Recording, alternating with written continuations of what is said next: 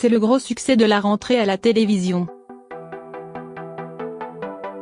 Mardi 28 août, TF1 a lancé la diffusion de la série Good Doctor.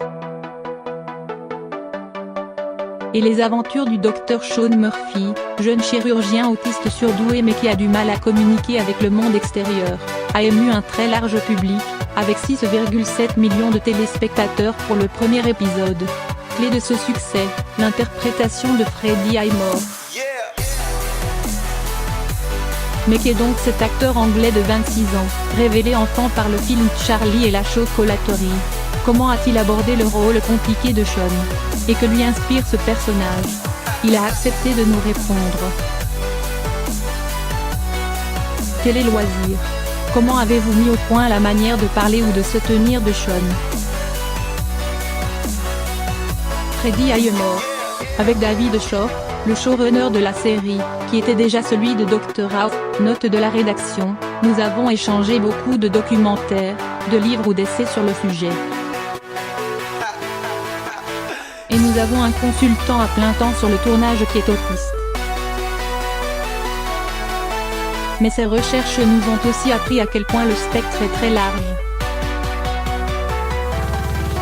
Sean ne pourra jamais représenter toutes les personnes autistes, il fallait donc définir qui il était et quelles histoires nous voulions raconter autour de lui.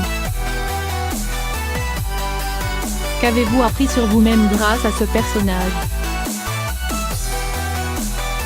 Je me demande de quelle manière Sean et moi-même sommes similaires. Les Anglais sont un peu plus cyniques que les autres, alors que Sean est très optimiste. J'ose croire que cela a un peu déteint sur moi et que je partage un peu de son optimisme, maintenant. C'est sûrement la raison pour laquelle la série parle à autant de gens dans le monde entier. Ce n'est pas un anti-héros. Chaque jour, en regardant les infos à la télé, on voit tellement de drames et de traumatismes qu'un personnage comme Sean est rafraîchissant. C'est quelqu'un de bien, qui essaie de faire ce qu'il faut. La série parle du fait d'être différent. Vous sentez-vous également différent, du fait d'avoir commencé votre carrière très jeune? Oui, peut-être bien. Je n'y ai jamais pensé en ces termes. Mais oui, Sean ne parle pas seulement aux gens qui sont atteints d'autisme, mais à tous ceux qui sont différents ou qui subissent de la discrimination, qui n'ont pas eu leur chance, qui ont été laissés de côté. Est-ce vrai que vous avez fait un stage dans une entreprise juridique en Espagne, tout en tournant votre précédente série, Bates Motel? Oui, cela faisait partie de mes études à l'université, je devais passer 9 mois dans un pays étranger. J'étais à Madrid, et à la fin de ce stage, j'ai commencé la première saison de Bates Motel.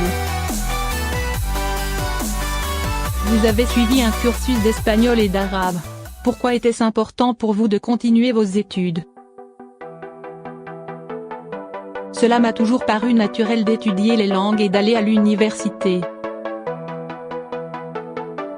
Je ne voulais pas qu'être acteur devienne quelque chose que je n'avais pas choisi en tant qu'adulte, vu que j'ai commencé très jeune.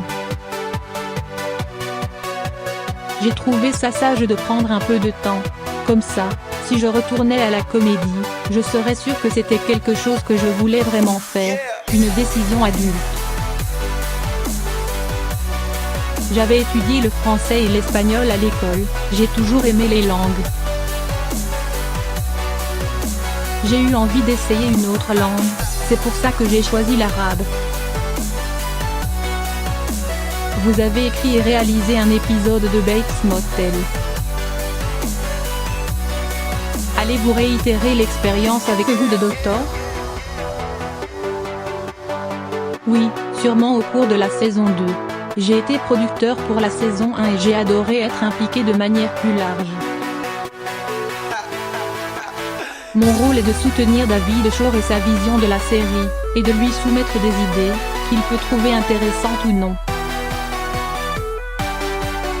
J'aime le principe de se jeter à corps perdu dans quelque chose. Ressentez-vous de la pression du fait des énormes audiences de cette saison 1? Non, nous ne ressentons pas vraiment de pression par rapport à ça, ici, à Vancouver. On essaie de faire de notre mieux, chaque jour, pour chaque épisode. Mais nous sommes un peu dans une bulle, on ne se rend pas trop compte de ce que les gens pensent de la série.